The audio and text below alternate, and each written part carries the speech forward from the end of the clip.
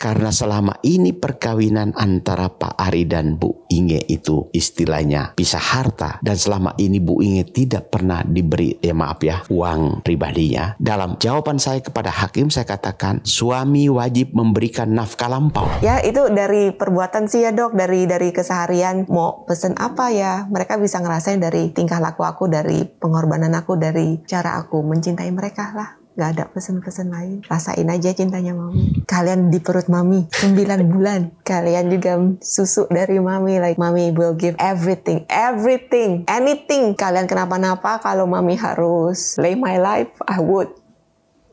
They're my everything. Luar biasa cinta sama itu. Tanya Dokter Richard. Sebelum kita lanjut, kita minum kopi Gatot Kaca dulu nih. Gatot Kaca. Iklan dulu. Oke, mantap. Ini kopi untuk stamina laki-laki. Dia minum lagi kan. Udah kasih minum. Stamina laki-laki bisa tahan 3 hari. Yo.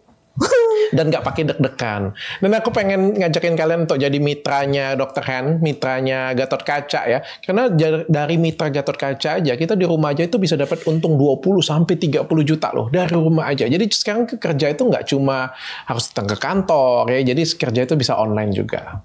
Kita mau lanjut nih hari ini. Kebetulan aku sudah kenal nih dengan pengacaramu nih, Pak Iya, Petrus aku dikasih tahu Dr. Richard tuh nyariin Kawan kamu. saya.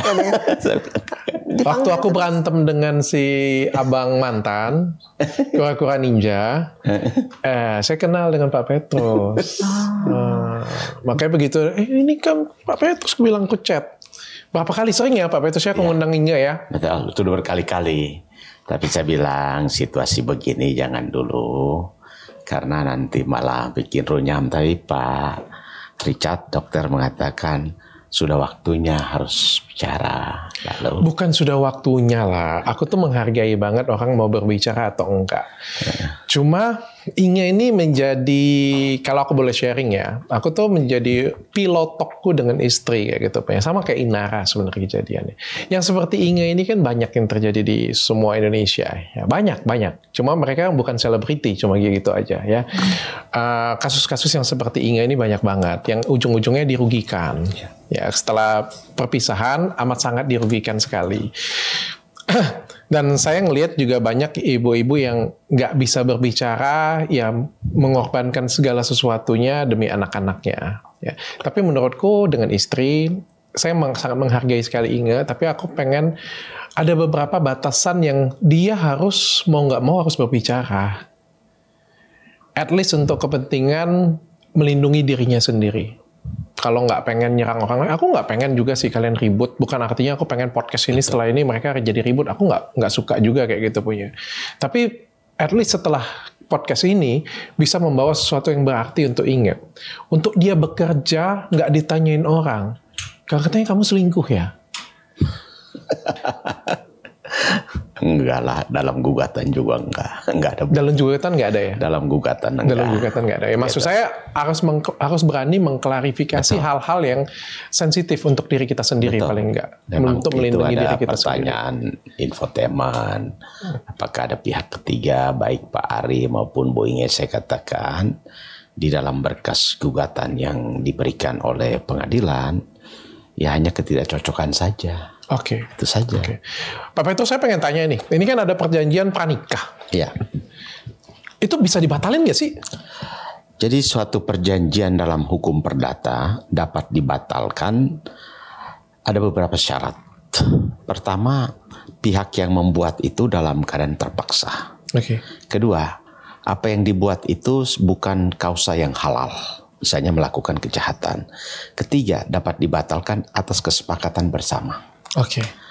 Dalam perjanjian pisah harta yang ditandatangani sebelum perkawinan dilangsungkan, setelah saya mempelajari, memang tidak ada pengaturan yang detail bahwa istri harus melakukan apa, suami harus apa dalam menjalankan rumah tangga.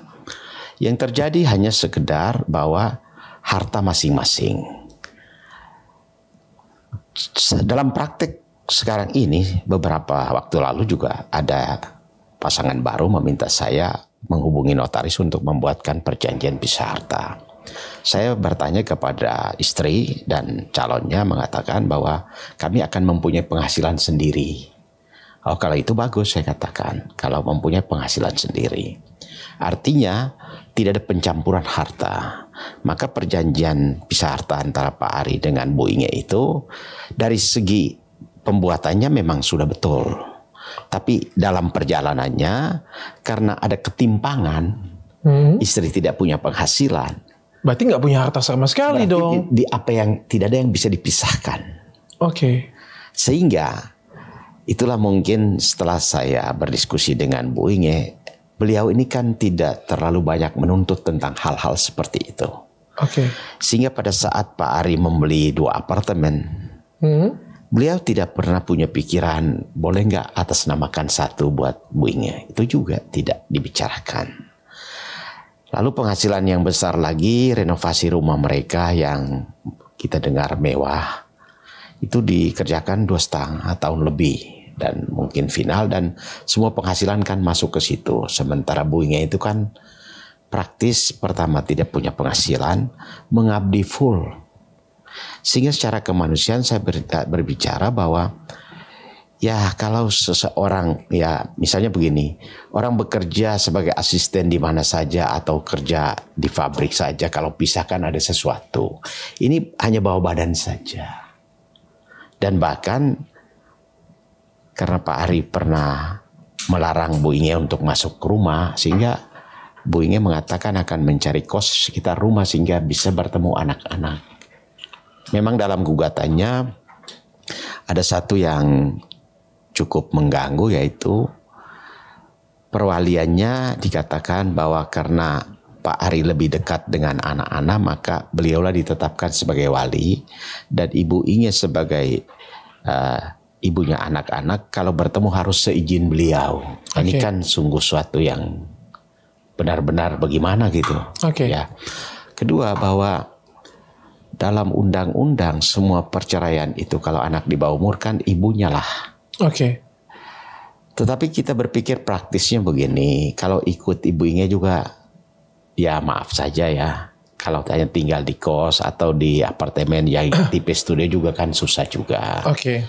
Berarti Mbak Inge merelakan itu. Tetapi saya mempunyai pandangan begini, kalau toh itu direlakan hanya secara keberadaan. Tetapi secara dokumen pengadilan harus menyatakan ibunya sebagai wali. Bisa. Jadi walinya di kita tinggalnya sama bapak? Boleh. Oh bisa. Jadi, ya? pengadilan menetapkan ibunya sebagai wali. Tapi kebersamaan boleh bersama bapaknya. Demi kepentingan anak-anak juga. Dan itu yang Pak Petrus sedang perjuangkan. Saya nyatakan. Itu yang sedang Pak Petrus perjuangkan. Kami lakukan itu. Peluangnya? Saya yakin bisa. Kenapa? Alasannya, anak-anak masih di bawah umur.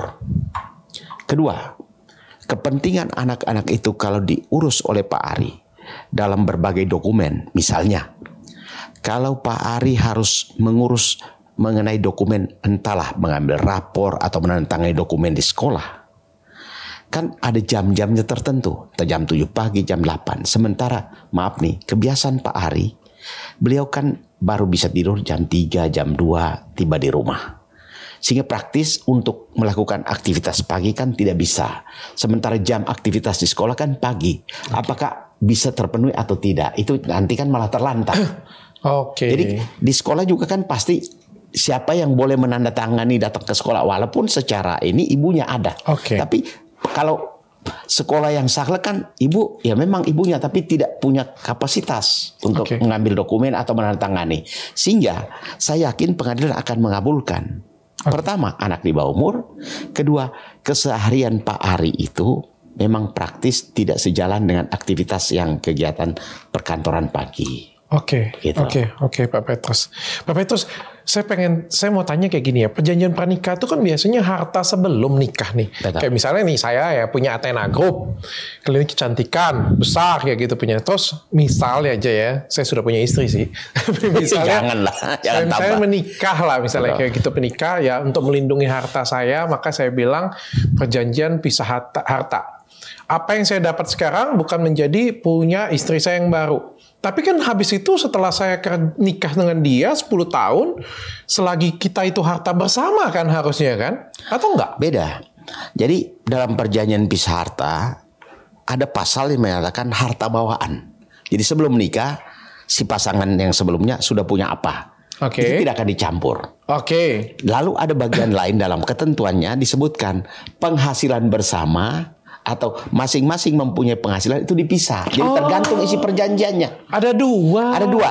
Satu yang sebelum. Satu yang namanya istilahnya harta bawaan. Satunya lagi setelah nikah. Betul. Hartanya kayak gimana? Nah, jadi kalau harta bawaan termasuk warisan, pemberian orang tua, atau pasangan itu duda dan janda, masing-masing sudah punya. Tidak bisa dicampur. Itu pasti.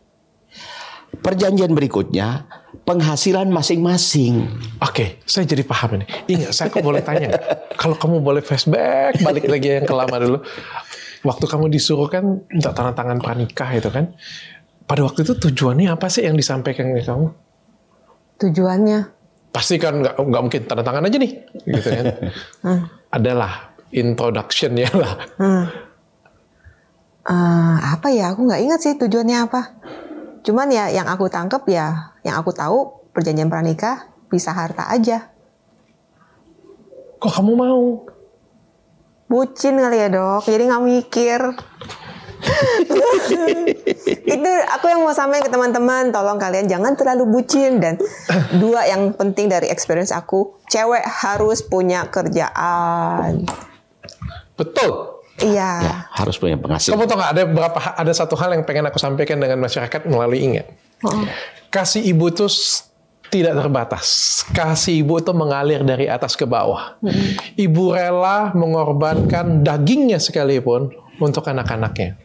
Seorang ibu rela mengorbankan, bayangkan ya, ada orang yang S1 di Kanada, S2 di Australia, punya talenta luar biasa besar, tapi merelakan semua hidup dan waktu dia untuk anak-anaknya. Pengabdian. Ya, ada juga wanita yang menutup cadarnya untuk suaminya, tapi tidak dihargai. Sometimes pengorbanan kita tuh nggak selalu dihargai. Sometimes pengorbanan kita tuh nggak selalu dihargai. Kadang-kadang. Makanya itu kita harus berjuang untuk itu. Air itu memang mengalir dari atas ke bawah, tapi kita harus mengisi air itu juga di atas. Isi penuh airmu. Bikin value-mu. Buat, kayak saya bilang kemarin, ini cantiklah untuk dirimu sendiri. Selalu isi value-mu dengan pendidikan. Fulfill. Sehingga apa? Sehingga selalu penuh. Supaya apa? Supaya bisa terus mengalirkan ke bawah. Dan yang di bawah tetap harus menghargai kamu. Karena kamu selalu ada penuh di atas. Harus punya tabungan. Iya. Jadi ya itu harus tetap bekerja. Memang sih, sometimes kita yang kepentingan orang lain selalu nomor satu. Anak dulu, suami dulu, family dulu. Kita yang terakhir. Sometimes nggak baik juga gitu loh. At the end of the day, kitanya self-respect atau apa ya, memenuhi kebutuhan diri sendiri, your own happiness itu jangan disacrifice gitu loh. Ya. Setuju saya. Itu lo pengen saya sampaikan sebenarnya dari kisah Inga itu, aku pengen nyampein itu sih sebenarnya. Iya. Banyak soalnya dari kita, gak hanya aku, teman-teman cewek lainnya kayak kita nomor sekian lah. Yang penting keluarga dulu, family dulu, and then sometimes banyak juga tuh sejak kasus aku ini pada curhat sama aku. Mereka juga sebenarnya unhappy marriage, tapi because society, because of the norm, because of tuntutan religion stuff juga, and then pressure dari family, jaga nama baik, whatever, masih terus aja nonstop, nggak bahagia, ditelen-telen terus, tapi mau sampai kapan gitu? Like if you don't have self-respect for yourself, who will respect you? So that's why aku mau bangkit. Oke. Yang paling nomor satu, mencintai diri sendiri dulu. Iya. Menghargai diri sendiri dulu. Setelah kamu mencintai dan menghargai diri kamu sendiri, baru orang lain akan menghargai dan mencintai kamu. Betul dok. Luar biasa. Pak Petrus, aku pengen tanya nih, kalau misalnya anggap aja ya, at the end pada pengadilan ketok palu nih, ternyata hak asuh anak di tangan Mas Ari dan Mbak Inge harus izin terlebih dahulu kalau harus ketemu dengan anak. Itu izinnya tuh kayak gimana ya? Pakai surat tertulis atau chat doang atau kayak gimana sih? Ya memang tidak dijelaskan izinnya dalam gugatannya Pak Ari itu izinnya seperti apa. Tapi kita hanya secara kelasiman saja, mungkin lewat telepon, KWA atau apa. Ya toh masalahnya begini. Dulu menurut cerita Ibu Inge itu masih diizinkan untuk masuk ke dalam rumah sekedar masak buat anak-anak. Tapi belakangan dilarang tidak boleh masuk dan kalau mengenai makanan cukup dirantangin saja. Nah ini menjadi masalah bagaimana bisa ketemu karena saya maunya katakanlah keseharian kedua anak itu bersama bapaknya. Kan mungkin demi kepentingan, demi rumah yang artinya mereka tinggal lebih nyaman lah. Tapi secara hukum, hakim harus bisa melihat bahwa anak-anak ini masih di bawah umur, belum genap 18 tahun. Sehingga perbuatan hukum untuk kepentingan anak, ada dua hal yang saya minta dalam pengadilan. Boleh ke Ibu Inge atau bersama-sama. Artinya apa?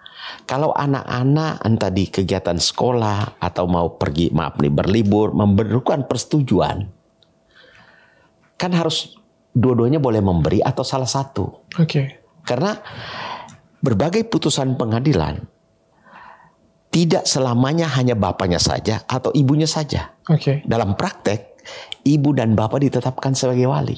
Oh bisa? Bisa. Banyak putusan hakim. Dan itu akan saya sampaikan kepada hakim. Bahwa tidak harus ibunya saja. Tidak harus bapaknya saja. Tapi pengadilan menyatakan berhubung anak-anak ini masih di bawah umur, maka masalah perwalian ditetapkan ibu bersama bapak. Oke, itu jadi sama-sama boleh. Boleh. Dan itu lebih adil. Oke. Karena kalau hanya satu saja melukai ibunya, kalau hanya bapaknya. Kalau bapaknya saja bagaimana? Atau ibunya saja. Maka ada dua hal yang saya sampaikan ke hakim. Oke. Karena anak di bawah umur, ibunya. Tapi kalau bapaknya ditetapkan, tentu ada perjalanan ke depan yang masih memerlukan perbuatan-perbuatan hukum. Apakah bapaknya bisa melakukan sendiri? Apakah bisa menggantikan ibunya Betul. juga? Sehingga dalam persidangan, saya menyampaikan perwalian ke ibunya. Atau bersama bapaknya. Oke. Gitu. Oke. Pak Petrus umur berapa sih anak-anak tuh baru bisa milih sendiri? Oh, aku mau ikut ibu, aku mau ikut ayah. Gitu. Itu dalam undang-undang itu kalau kita bicara hukum perdatanya 21 tahun. Oh 21 tahun. Kalau bicara kependudukan 17 tahun. Oh, oke. Sejak Setelah anak punya dewasa KTP. ya. Ya, itu. Nah, bahkan sekarang dalam undang-undang perkawinan ada perubahan putusan Mahkamah Agung itu dianggap dewasa dan boleh melangsungkan perkawinan itu 16 tahun. Oke. Maka sekarang 16 tahun? Ya, 16 dan 19 tahun. Ceweknya 16, lakinya 19 tahun. Boleh Berlangsung. Nah, sekarang masalah kedewasaan dalam undang-undang itu ada beberapa versi. Menurut hukum perdata 21 tahun. BW. Ya. Menurut undang-undang kependudukan 17 tahun. Maka ketika 17 tahun kan ada KTP-nya itu. Menurut undang-undang perkawin 18 tahun. Maka banyak variasi ya. Banyak variasi gitu. Menurut maaf nih, kalau kita bicara di pengadilan agama lain lagi. 12 tahun boleh menentukan pilihan. Maka perceraian antar di pengadilan agama dan pengadilan negeri berbeda. Di pengadilan agama ya yang saya akan sampaikan, misalnya ketika suami menggugat istri, maka pertama diselesaikan hartanya dulu. Kalau tidak ada pisah harta. Kedua, kewajiban suami menafkahi istri selama belum menikah. Menafkahi bulanan dan uang masa tunggu. 3 bulan. Uang ida dan istilahnya muta. Nah, ini ada nggak ya? Kita di pengadilan negeri yang non muslim ini itu tidak diatur. Oh, kalau di non muslim nggak ada? Di pengadilan negeri undang-undang menafkahi yang bisa kita yang diatur memang menafkahi. Ya, tidak, pasalnya tidak secara tegas. Maka dalam jawaban kami katakan karena selama ini perkawinan antara Pak Ari dan Bu Inge itu istilahnya pisah harta dan selama ini Bu Inge tidak pernah diberi uang pribadinya, maka dalam jawaban saya kepada hakim saya katakan suami wajib memberikan nafkah lampau. Yang kalau kita total misalnya sebulan 5 juta dan perkawinan mereka sudah berlangsung 200 bulan, bisa 1 miliar. Yang sebenarnya bisa kita diskusikan ya nggak usah 1 miliar, cukup kasih 1 apartemen aja kan bisa juga toh. Ya, apartemennya lebih mahal dari periode 1 miliar. Ya, coba kita bicarakan lah ya toh. Jadi dalam undang-undang perkawinan bila mana terjadi perceraian maka ada yang namanya kewajiban suami untuk memberikan sesuatu. Ini 2 pertanyaan terakhir nih untuk kamu nih. Baik. Jadi sepanjang hidup kamu yang luar biasa, saya pikir hidup kamu luar biasa berwarna lah ya. Adakah penyesalan dalam hidup kamu yang menurut kamu harus kamu ulang dan kamu ubah? Nggak ada. Semuanya itu akan menjadi memori indah aku. Dan nggak ada penyesalan. Memang hidup kan harus jalani dan semuanya tuh pembelajaran aja. Iya, aku nggak nyesel. Meskipun akan berujung jadi seperti ini lagi. Tetap nggak nyesel karena banyak indahnya dan aku bersyukur. Aku kan punya anak-anak yang wow banget ini, like they're my heart. And kalau aku ubah-ubah, belum tentu aku punyanya Kenzo Marco. Iya, aku nggak nyesel. Aku meyakini kedepannya kita akan baik-baik aja kok. Iya. Ingat, sedikit dong pesan untuk anak-anak. Kalau anak-anak nonton, kamu pasti nonton. Kalau nggak sekarang, mungkin nanti ke depan akan nonton. Apa pesan yang kamu pengen sampaikan untuk anak-anak? Pesan sih enggak, tapi rasain aja cintanya mami ya. Kalian, mami, ya itu dari perbuatan sih ya dok, dari keseharian mau pesen apa ya, mereka bisa ngerasain dari tingkah laku aku, dari pengorbanan aku, dari ya cara aku mencintai mereka lah. Gak ada pesan-pesan lain. Rasain aja cintanya mami. Itu bukan soal kata-kata ya. Tapi apa yang sudah kita, bahasa cinta yang sudah pernah mengalir selama belasan tahun. Dan akan terus mengalir. Iya. Karena nggak ada yang namanya mantan ibu, mantan mama, exactly, mantan anak. Betul. Kalian di perut mami 9 bulan. Kalian juga susu dari mami, like mami will give everything, anything. Kalian kenapa-napa, kalau mami harus lay my life, I would. They're my everything.